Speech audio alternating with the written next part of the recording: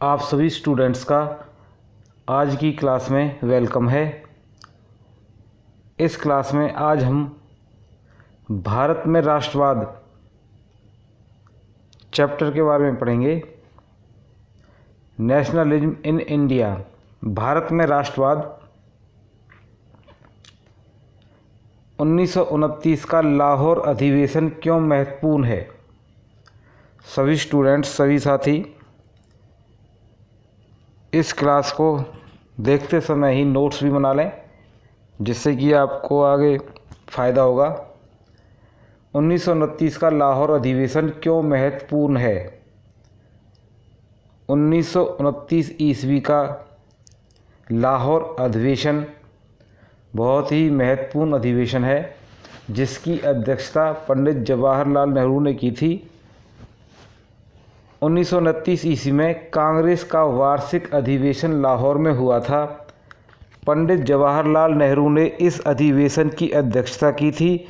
यह अधिवेशन स्वतंत्रता संग्राम के इतिहास में बहुत ही महत्वपूर्ण है। इस अधिवेशन का, लाहौर का अधिवेशन है जो, इसका स्वतंत्रता संग्राम जो है भारत का, उसमें बहुत ही महत्वपूर्ण स्थान है, क्योंकि इसी अधिवेशन में कांग्रेस ने पूर्ण स्वतंत्रता का प्रस्ताव पास कर दिया था। यह अधिवेशन स्वतंत्रता संग्राम के इतिहास में बहुत ही महत्वपूर्ण है। पूर्ण स्वतंत्रता प्राप्त करने का प्रयास व प्रस्ताव इस अधिवेशन में पास कर दिया था कांग्रेस ने। 26 जनवरी 1930 ईस्वी का दिन स्वतंत्रता दिवस के रूप में देश वर्ष में मनाया जाता था। पहली बार 26 जनवरी 1930 को यह दिन स्वतंत्रता दिवस के रूप में देश भर में मनाया गया, और इसके बाद हर वर्ष 26 जनवरी का दिन स्वतंत्रता दिवस के रूप में मनाया जाने लगा। इसीलिए भारतीय संविधान सभा ने संविधान को 26 जनवरी 1950 को लागू किया था, जबकि उसे 26 नवंबर 1949 को ही अंगीकृत व स्वीकृत कर लिया गया था, क्योंकि हम 26 जनवरी 1923 से हर साल 26 जनवरी के दिन स्वतंत्रता दिवस के रूप में देश भर में मनाते थे। इसीलिए 1929 का लाहौर अधिवेशन बहुत ही महत्वपूर्ण है। दूसरा प्रश्न है, गांधी इरविन समझौता का वर्णन करें। सभी स्टूडेंट्स, सभी साथी जो भी हमारी क्लास देखते हैं, हमारे चैनल को सब्सक्राइब करें, लाइक करें और शेयर भी करें।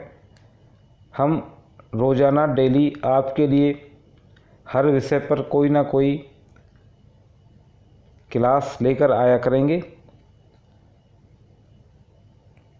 आपके एग्ज़ाम्स की तैयारी भी इसी क्लास से अच्छे से हो जाएगी, रिवीजन हो जाएगा आपका। गांधी इरविन समझौता का वर्णन करें। 5 मार्च 1931 ईस्वी को गांधी जी व वायसराय इरविन के बीच एक समझौता हुआ था। 5 मार्च 1931 को गांधी जी व वायसराय इरविन के बीच एक समझौता हुआ था। इसे गांधी इरविन समझौता कहते हैं। इस समझौते के परिणाम स्वरूप गांधी जी ने सविनय अवज्ञा आंदोलन स्थगित कर दिया था, और गांधी जी दूसरे गोलमेज सम्मेलन में भाग लेने लंदन गए थे। कांग्रेस की तरफ से गांधी जी गए थे। पहले और तीसरे गोलमेज सम्मेलन में कांग्रेस ने भाग नहीं लिया था। डॉक्टर भीमराव अंबेडकर ने तीनों सम्मेलनों में भाग लिया था। तो गांधी इरविन समझौता कब हुआ था? 5 मार्च 1931 को गांधी इरविन समझौता हुआ था, और इस समझौते के परिणाम क्या थे? गांधी जी ने सविनय अवज्ञा आंदोलन वापस ले लिया था, और गांधी जी दूसरे गोलमेज सम्मेलन में भाग लेने लंदन गए थे। तीसरा प्रश्न है, पृथक चुनाव क्षेत्र से आप क्या समझते हैं? पृथक चुनाव क्षेत्र से आप क्या समझते हैं? पृथक चुनाव क्षेत्र, अलग चुनाव क्षेत्र से अभिप्राय ऐसे क्षेत्र से है जहां से किसी निश्चित समुदाय का प्रतिनिधि ही चुना जा सकता है। डॉक्टर अंबेडकर के नेतृत्व में पिछड़ा वर्ग और मोहम्मद अली जिन्ना के नेतृत्व में मुसलमान ऐसे चुनाव क्षेत्रों की मांग कर रहे थे, लेकिन गांधी जी इसके खिलाफ थे। लेकिन बाद में जब पूना समझौता हुआ था गांधी जी और अंबेडकर के बीच में, तब अंबेडकर ने गांधी जी की बात पहली बार मानी थी। उसके बारे में हम अगली क्लास में पढ़ेंगे। सभी स्टूडेंट्स ये प्रश्न अच्छे से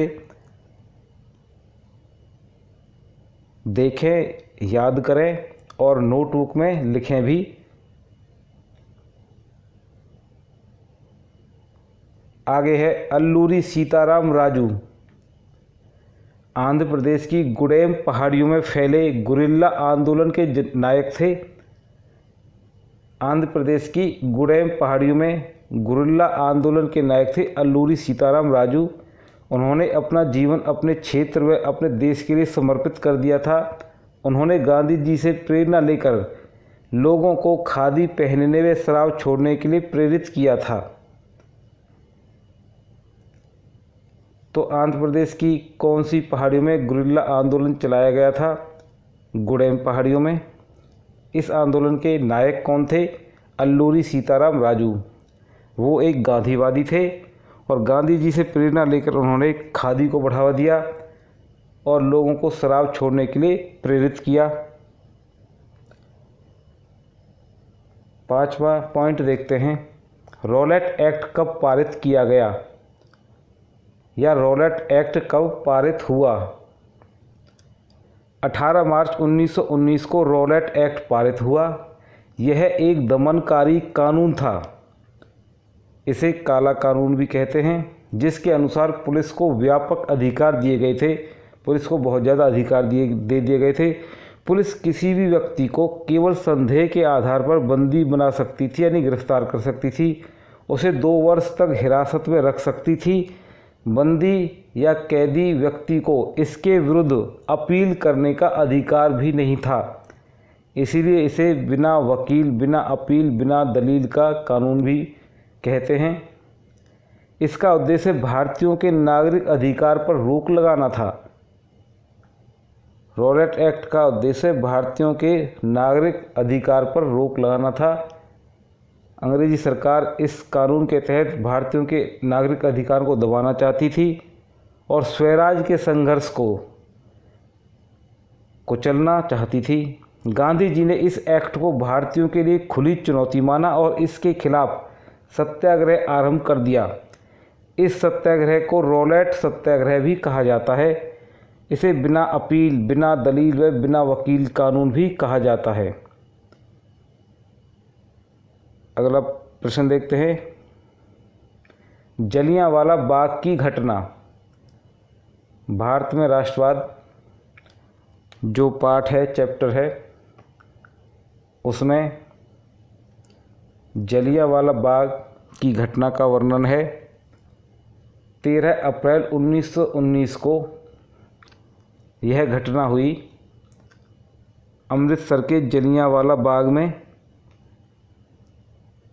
गांधी जी ने लोगों से शांतिपूर्ण ढंग से रॉलेट एक्ट का विरोध करने के लिए कहा था।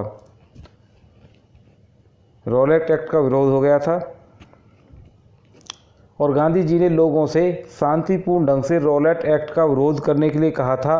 फिर भी अप्रिय घटनाएं हुईं। 13 अप्रैल 1919 में जलियांवाला बाग की दुखद घटना से भारतीय राजनीति में एक नया मोड़ आया। पंजाब के लोकप्रिय नेताओं डॉक्टर सत्यपाल व डॉक्टर किचलू को बंदी बना लिया गया था। नगर में मार्शल लॉ भी लगा दिया गया था। सैनिक शासन, मार्शल लॉ भी लगा दिया गया था। और बैसाखी के दिन अमृतसर की जनता विरोध प्रकट करने के लिए जलियांवाला बाग में एकत्रित हुई थी। डॉक्टर सत्यपाल व डॉक्टर किचलू को बंदी बना लिया गया था। और बैसाखी के दिन अमृतसर की जनता विरोध प्रकट करने के लिए जलियांवाला बाग में एकत्रित हुई। नगर में मार्शल लॉ भी लगा हुआ था, लेकिन तब जनता को इस बात की पूरी तरह जानकारी नहीं थी। जैसे ही जनता जलियांवाला बाग में इकट्ठी हुई, जनरल डायर ने लोगों को चेतावनी दिए बिना ही उन पर गोली चलाने का आदेश दे दिया और इस घटना में सैकड़ों स्त्री व पुरुष मारे गए, निर्दोष स्त्री व पुरुष और बच्चे मारे गए। इससे सारे देश में रोष फैल गया था। तो इस प्रकार आप जलियांवाला बाग घटना को अच्छे से पढ़ सकते हैं और लिखकर याद कर सकते हैं। अगला पॉइंट है 7, दांडी मार्च या दांडी यात्रा क्या है? दांडी यात्रा क्यों शुरू की गई थी? यह यात्रा गांधी जी की एक ऐतिहासिक यात्रा मानी जाती है। दांडी यात्रा गांधी जी की एक ऐतिहासिक यात्रा मानी जाती है। इसी के साथ सविनय अवज्ञा आंदोलन आरंभ हुआ। सविनय अवज्ञा आंदोलन की शुरुआत दांडी मार्च से हुई थी। 12 मार्च 1930 को गांधी जी व उनके साबरमती आश्रम के 78 सदस्यों ने दांडी के लिए प्रस्थान किया।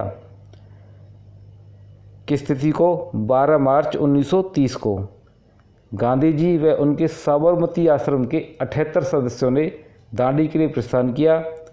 रास्ते में भी बहुत से लोग उनके साथ मिल गए।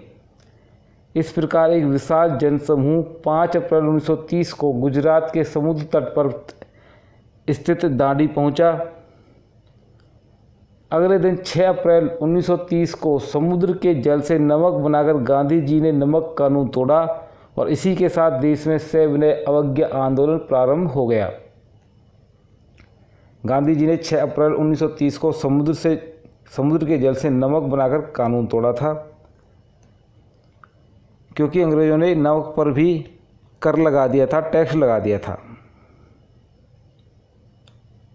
और दांडी यात्रा या दांडी मार्च 12 मार्च 1930 को शुरू हुआ था और 6 अप्रैल 1930 को समुद्र के जल से नमक बनाकर गांधी जी ने नमक कानून तोड़ा था और इसी के साथ देश भर में सविनय अवज्ञा आंदोलन शुरू हो गया। 8वां पॉइंट देखिए, साइमन कमीशन क्या था? इंग्लैंड की सरकार ने 1927 ईस्वी में एक कमीशन बनाया। इसके अध्यक्ष सर जॉन साइमन थे और इसीलिए इस कमीशन को साइमन कमीशन कहा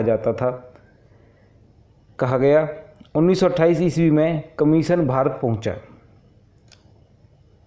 1927 ईस्वी में इंग्लैंड की सरकार ने एक कमीशन बनाया जिसके अध्यक्ष सर जॉन साइमन थे और वह कमीशन 1928 ईस्वी में भारत पहुंचा। इसका उद्देश्य 1919 के सुधारों के परिणाम की जांच करना था। जो भारत शासन अधिनियम 1919 था, उसके सुधारों के परिणाम की जांच के लिए यह कमीशन भारत आया था। अब भारतीयों ने इसका विरोध क्यों किया था? इस कमीशन में कोई भी भारतीय सदस्य शामिल नहीं था। भारतीय चाहते थे कि ब्रिटिश हाउस ऑफ कॉमन्स के भारतीय सदस्यों को इसमें शामिल किया जाए, क्योंकि उनका तर्क था कि भारतीयों की समस्याओं को केवल भारतीय ही समझ सकते हैं। भारतीयों को तब बहुत चोट पहुंची जब भारत के मंत्री लॉर्ड बर्केनहेड ने कहा कि भारतीय संवैधानिक मामलों पर विचार विमर्श करने के लिए अयोग्य हैं। भारत मंत्री लॉर्ड बर्केनहेड ने क्या कहा कि भारतीय संवैधानिक मामलों पर विचार विमर्श करने के लिए भारतीय अयोग्य हैं। इसलिए भारत में जगह जगह इस कमीशन का विरोध किया गया। साइमन कमीशन कब आया भारत में? 1928 ईस्वी में। और इसके अध्यक्ष कौन थे? Sir John Simon. और यह क्यों आया था? यह 1919 के सुधारों के परिणाम की जांच करने के लिए आया था। अब प्रश्न बनता है कि भारतीयों ने इसका विरोध क्यों किया? क्योंकि इस कमीशन में कोई भी भारतीय सदस्य नहीं था और भारतीयों का तर्क था कि भारत की समस्याओं को भारतीय ही समझ सकते हैं। कम से कम ब्रिटिश हाउस ऑफ कॉमन्स के भारतीय सदस्य को तो इसमें शामिल किया जाता। आप अच्छे से सभी स्टूडेंट्स नोट्स बनाएंगे और सभी स्टूडेंट्स इस चैनल को सब्सक्राइब कर लेंगे जिन्होंने अभी नहीं किया है, और रोज़ाना इस चैनल में जो भी हम क्लास लेकर आते हैं वो आप देखा करें। हम कोशिश करते हैं कि कम समय पर बहुत ही उपयोगी जानकारी आप तक पहुंचा दी जाए और इसको शेयर भी करें। आगे है, गिरमिटिया मजदूर कौन थे? वो मजदूर जिनको औपनिवेशिक शासन के दौरान एक अनुबंध यानी एग्रीमेंट के तहत काम करने के लिए फिजी, गयाना और वेस्ट इंडीज आदि स्थानों पर ले जाया जाता था, और एग्रीमेंट जो था, अनुबंध था उनका, उसी का नाम बिगड़कर गिरमिट हुआ और उससे गिरमिटिया मजदूर हो गया। तो जो गिरमिटिया मजदूर थे काम करने के लिए कौन कौन से देशों में जाते थे? फिजी, गयाना और वेस्ट इंडीज में, और उनको एक अनुबंध यानी एग्रीमेंट के तहत भेजा जाता था। इनको अंग्रेजी में इंडेंचर्ड लेबर कहा जाता था। गिरमिटिया मजदूर वो थे जिनको औपनिवेशिक शासन के दौरान एक एग्रीमेंट के तहत काम करने के लिए फिजी, गयाना, वेस्ट इंडीज आदि देशों में भेजा जाता था, और एग्रीमेंट शब्द से ही बिगड़कर यह शब्द गिरमिट बना और गिरमिट से गिरमिटिया मजदूर। प्रश्न नंबर 9 है, पॉइंट 9, पहले विश्व युद्ध ने भारत में राष्ट्रीय आंदोलन के विकास में किस प्रकार योगदान दिया? पहला विश्व युद्ध जो है उसने भारत में राष्ट्रवाद जगाने में कैसे भूमिका निभाई? पहला ही पॉइंट है, करों में वृद्धि। पहले विश्व युद्ध के बाद रक्षा व्यय एकाएक बढ़ गया था। पहला विश्व युद्ध जब चल रहा था तो रक्षा व्यय, जो लड़ाई चल रही थी, युद्ध हो रहा था, उसमें खर्च बहुत ज़्यादा हो रहा था, इसलिए रक्षा व्यय बढ़ गया था अचानक। इस खर्च को पूरा करने के लिए करों में वृद्धि की गई, सीमा शुल्क को भी बढ़ा दिया गया और आयकर के रूप में एक नया कर भी जोड़ दिया गया। इससे जनता में रोष यानी गुस्सा फैल गया, जिसने राष्ट्रवाद को जन्म दिया। दूसरा पॉइंट है, कीमतों में वृद्धि। पहले विश्व युद्ध के दौरान खाद्य पदार्थों का भारी अभाव हो गया या कमी हो गई, कीमतें 2 गुना लगभग हो गईं, आम आदमी का जीवन मुश्किल हो गया। इस तरह लोग विदेशी शासन से मुक्ति के बारे में सोचने लगे। यह बात राष्ट्रीय आंदोलन का आधार बनी। तीसरा पॉइंट है, सिपाहियों की जबरन भर्ती। अत्यधिक सैनिकों के मारे जाने के कारण पहले विश्व युद्ध में बहुत ज़्यादा सैनिकों के मारे जाने की वजह से सरकार को ज़्यादा सैनिकों की ज़रूरत थी। गांवों से नौजवानों को बलपूर्वक या ज़बरदस्ती सेना में भर्ती किया गया। इसे गांव में सरकार के खिलाफ बहुत ज़्यादा रोष था, जिसने राष्ट्रवाद को जन्म देने में बहुत मदद की। नंबर 4 है, भारतीय उद्योगपतियों में रोष। भारतीय उद्योगपति क्यों नाराज थे? भारत में विदेशी पूंजी बड़े पैमाने पर लगाई जा रही थी। भारत में विदेशी पूंजी बहुत बड़े पैमाने पर लगाई जाने लगी थी। उद्योगपति चाहते थे कि सरकार आयातों पर भारी कस्टम ड्यूटी लगाए, वे भारतीय उद्योगों को सुरक्षा प्रदान करे। जब उनको यह सुविधा नहीं मिली तो वो भी अंग्रेज सरकार के खिलाफ होने लगे और इस तरह राष्ट्रवाद मजबूत होने लगा। अब है 5वां पॉइंट, मजदूरों तथा दस्तकारों में रोष। आर्थिक शोषण से मजबूर व पीड़ित बेरोजगार मजदूर, आर्थिक शोषण से मजबूर व पीड़ित बेरोजगार मजदूर व दस्तकार अब आंदोलन में सक्रिय हो उठे। वो सोचते थे कि जब भूखा ही मरना है तो स्वदेशी सरकार की छाया में मरा जाए। अब ये भी स्वतंत्रता के लिए आहुति देने को तैयार हो गए थे और इस तरह पहले विश्व युद्ध ने भारत में राष्ट्रवाद को मजबूत करने में बहुत अच्छी भूमिका निभाई थी। सभी स्टूडेंट्स इस क्लास को अच्छे से कई बार देखेंगे और सभी प्रश्नों को समझने की कोशिश करेंगे और जो स्टूडेंट्स लिख लेंगे इन प्रश्नों को कॉपी में लिखकर याद करेंगे उनको ज़्यादा फ़ायदा होगा। अगर आपने पहले से ही नोट्स बना रखे हैं तो आप इस क्लास को 2-4 बार देखें, जिससे कि अच्छे से आपको ये याद हो जाए ये सभी बातें, सभी पॉइंट्स। और सभी स्टूडेंट्स जो भी हमारी क्लास को देखते हैं वो क्लास को, चैनल को सब्सक्राइब करें, लाइक करें और शेयर भी करें अपने साथियों के साथ। भारत में राष्ट्रवाद विषय पर यह पहली क्लास है। कल हम आपके लिए दूसरी क्लास लेकर आएंगे। उसमें हम कोशिश करेंगे कि इस लेसन को समाप्त कर दिया जाए। तो सभी साथी अच्छे से अपनी पढ़ाई करेंगे। सभी स्टूडेंट्स पढ़ाई पर विशेष ध्यान दें। तो साथियों, मिलते हैं अगली क्लास में।